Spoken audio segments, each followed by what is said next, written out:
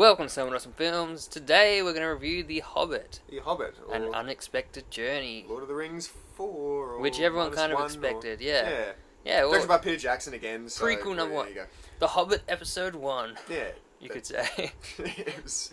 where do we start? Oh, man. I'm lost at where to start on this. I don't know, man. Let's get this out of the way first. So Peter Jackson directed it. Peter Jackson directed it, but I just want to get this out of the way. Okay. 48 frames in 3D. Everyone's like, oh, what's it going to be like? It looks crap. This is a review for the 48 frame version and 3D and version. 3D. Not the standard 24. This is the new format, 48 frames per second, which is twice what it always used to be. Doubling it up. Yeah. It was good. It was good. It was really good. We're talking about the 48 frames. 48 frames is really good. Yeah. It was smooth. You could see everything. Really smooth. But it didn't stand out as camcorder-like. No, it still looked like a movie. Yeah, I like the panning shots. Like, I always notice when I'm in the cinema and I watch a movie, whenever the camera pans from left to right, like, or does like a dolly shot or something like that, it jitters. Like, it jitters like a motherfucker. Like, it just looks like shit. It always looks like shit. This movie did not have that. And he really milked the pans. There was a lot of pans and a lot of cranes, but it looked beautiful. So 48 frames, fan. 3D. I'm a fan of the 48 frames. 48 frames. 3D. I didn't like it. Yeah, but we were sitting really close to the screen. Huge screen, and we were really close to it. So we were getting that layering effect. Where the double image. Blurred. But meanwhile, people at the back were saying 3D is non-existent. But our sources, I didn't trust them. So yeah, cool. So anyway, from where we were, didn't really like the 3D that much. Wasn't keen on the 3D. Some shots were pretty good, but I think this movie... 3D always makes a film look shitter in quality anyway. And this was with 48 frames, and I wanted to supposed see look this good. in 48 frames, like standard, like just 2D 48 frames, so you could actually take in the clarity. Like when you see a movie in 3D, it looks like shit. Yeah. But 3D looks cool. But then when you rewatch it on like Blu-ray or like again in the cinema, it's nice. It looks like the picture looks clearer. The colors are better. So I would have preferred to see. Not preferred. I like seeing the 3D now, but I want to see it in 48 2D. There were some good bits. There were some good bits in 3D, but I'm sure the 48 frames will really shine through in 2D. Yeah. So there you go. 48 frames, 3D. Yep, cool. Yeah. Good, so all these people who are complaining about it, I don't know what the fuck they're talking about. Yeah. I didn't get it. I don't get what the problem was. There was the fast forward effect. Some people would describe mildly. But literally, I reckon I had that in 2 shots. Yeah, and even then it was pretty subtle. You had to be looking. That's when old Bilbo walks around his house and then puts something in a pot. That was my only part where I went, "Oh, that looked fast."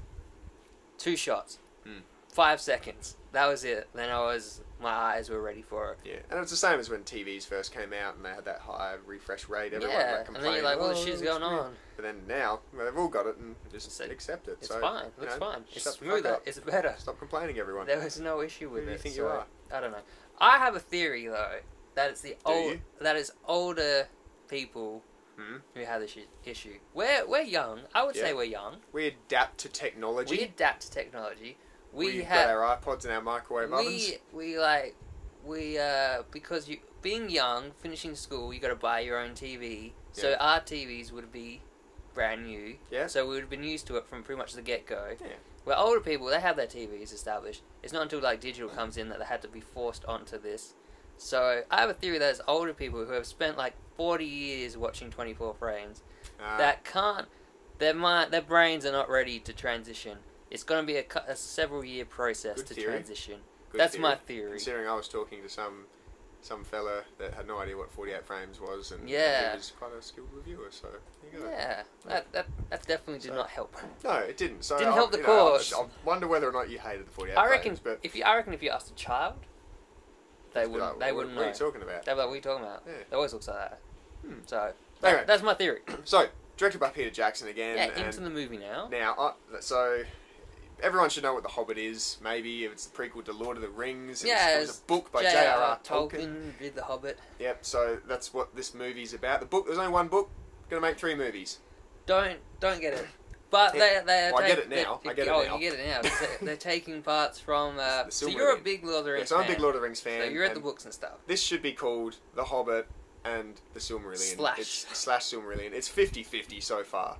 And all I can see, it's only going to get worse from what I can see. The next two films, there's not going to be much Hobbit. Or there's still be Hobbit in there. But there's still Hobbit. There's going to be a lot of Silmarillion, and it showed in here. So, if you're a big Hobbit fan out there, you'll probably, I don't know, you'll either hate it because you haven't read the Silmarillion, or you'll love it if you've read it and you think it's interesting and new. Or I don't know. This can be taken in many different ways. So you've read the books, so you've got a grasp on this. I've only seen the Lord of the Rings movies, so this is all fresh-ish to me. Like, I've heard about all this crap going on, like with Bilbo and stuff, but I'm not knowledgeable in this area. So to me, so this is good. So we've got a good contrast here. So to me, it was newish. Like I knew, like obviously because of Lord of the Rings, you know the whole story of Bilbo getting the ring and stuff, and blah blah blah. And I knew about Smaug, the dragon, and that, but I don't know the in-betweens. So everything in this was fairly new to me. Right. So that being said, it was still random as shit. Yeah, and I'm a Hobbit fan and a Tolkien fan. Sorry, I'm a big Tolkien fan. I've read all the books, and I still felt it was random as shit. So I was gonna get that out there. Whoever you are, you're probably gonna think it's random as shit. The moment the randomness clicked for me, and I pointed this out to you the second it was over, was what I'm calling the Rock'em Sock'em Mountains. The dwarves are going... Red versus blue. Red versus blue. The dwarves are just going across these mountains, and then they come to life and start beating the shit out of each other. Lasts for a good 10 minutes. And they look like boxers. They reminded me of the Rock'em Sock'em Robots. Yeah, but like mountain version of it. They start beating each other up. And then it went to the next scene. And I just went... Just for no reason at all. What was the point of that? They did not need... You know... Like, sure, maybe Tolkien wrote about these mountain things, and Peter Jackson's like, well, shit, he wrote about these, I better add them. Why? You know what? You could have clearly culled at least 45 minutes of that movie easily without screwing the plot. This is why there's 3 movies now, because he's taken all this random shitty film, and he's gone, this doesn't fit anywhere, but it'll fit in the middle of this first movie, and then we can take the second half of this first movie and make it a third movie, and fill it with this other random shit I have get ready. More money. And it's just like, what, you didn't need to. Get more money. If they took out all the random crap of this movie and it was a 2-hour movie, I would have loved the shit out of it. Oh, yeah. Because there's so many good parts in it that are just let down by these random moments. And because the start I loved, and the chunk, Gollum's cave, loved that scene. Yeah, Riddles in the Dark was awesome. But then it was ruined by some other parts in there that were just absolutely terrible. It was random. Barry Humphrey's Goblin King. Oh, what the hell? That was awful. Jeez, and just throwing in the little jokes. The thing is, it feels like it's aimed at kids, but then it can't be. The violence in it. There's plenty of violence. It's just like, no. You can't make a kids movie and then have a king lose his head and have it thrown across a battlefield. Yeah. It's just like, or someone's head getting chopped off and like his stomach being sliced open. They needed to make up their mind what they wanted to do. They did not decide. They were like, oh, this is a fun, happy child's tale with violence and death and destruction and gore.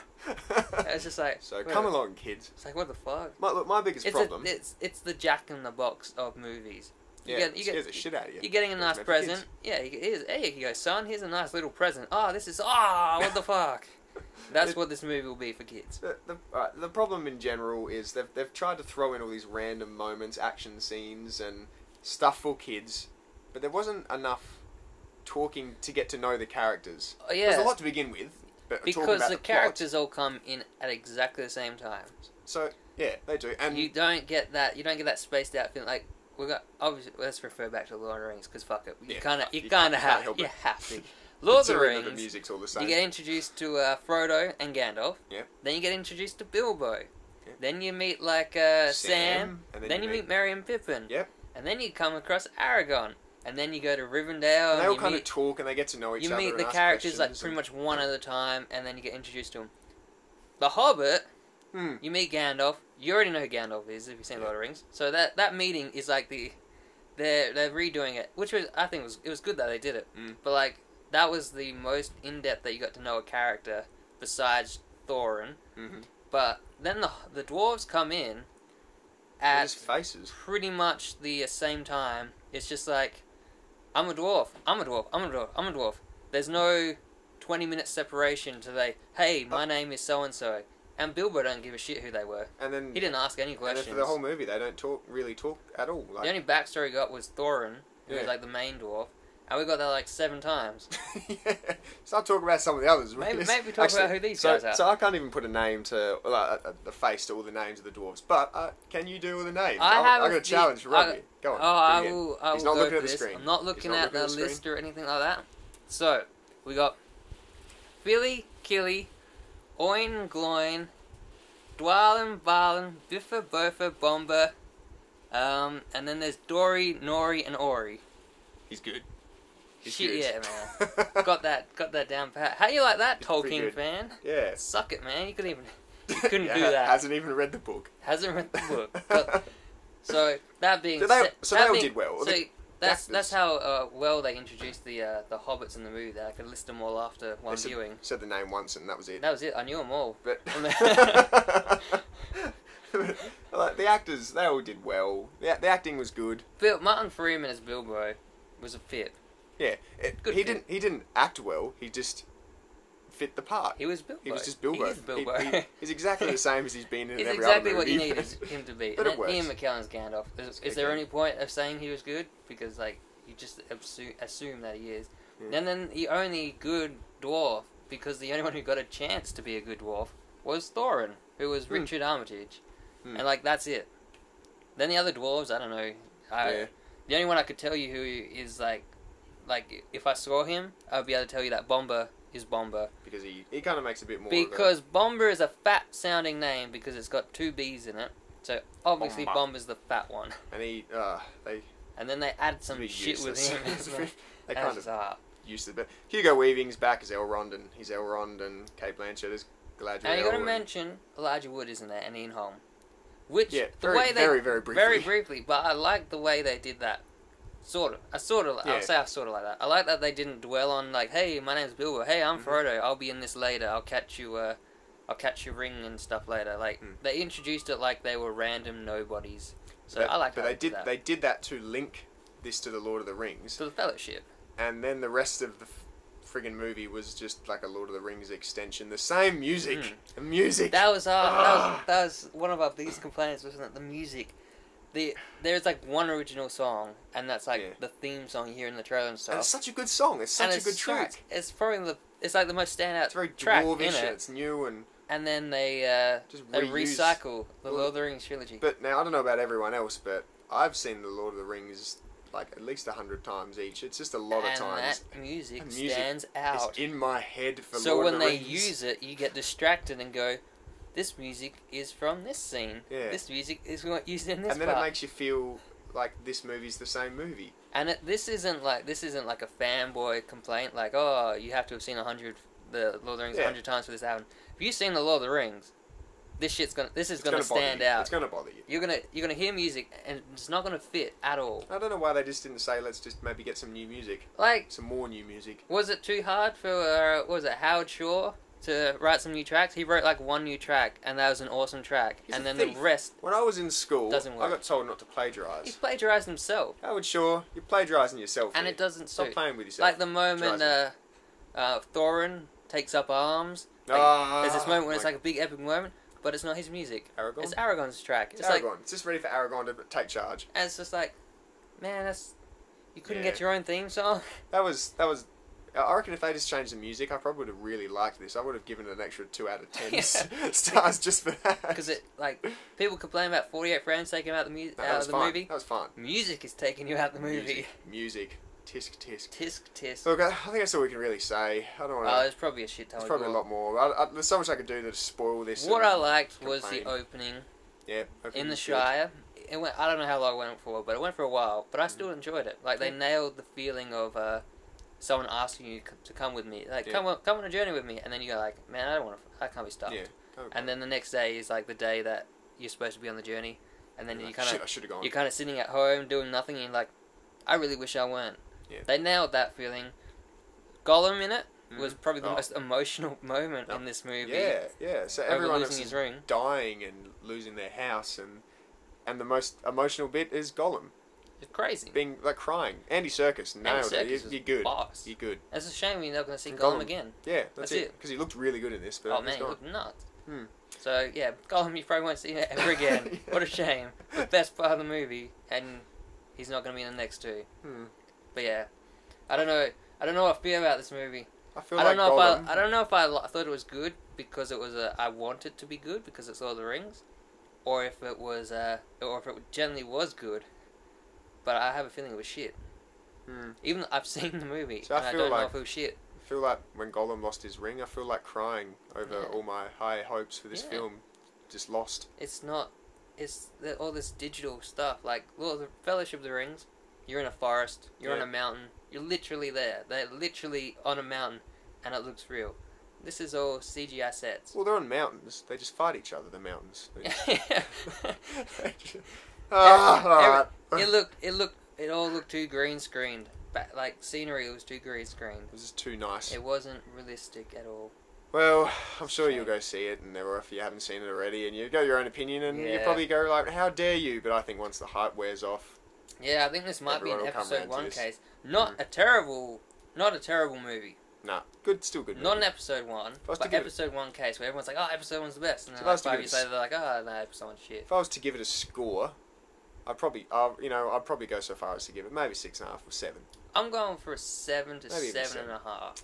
Yeah, so maybe I'll give it a 7. I'm hoping Peter Jackson releases an unextended version of the movie where he takes out all the random shit. Because I know he loves to add shit, like extended versions. Make an unextended one for us. Please. Like, that would be nice. Just take out Rock'em Sock'em Mountains. Take out Bomber breaking a chair. With the sausage. Random crap. Like, just ruined it. Disappointed. The Hobbit. Disappointing journey.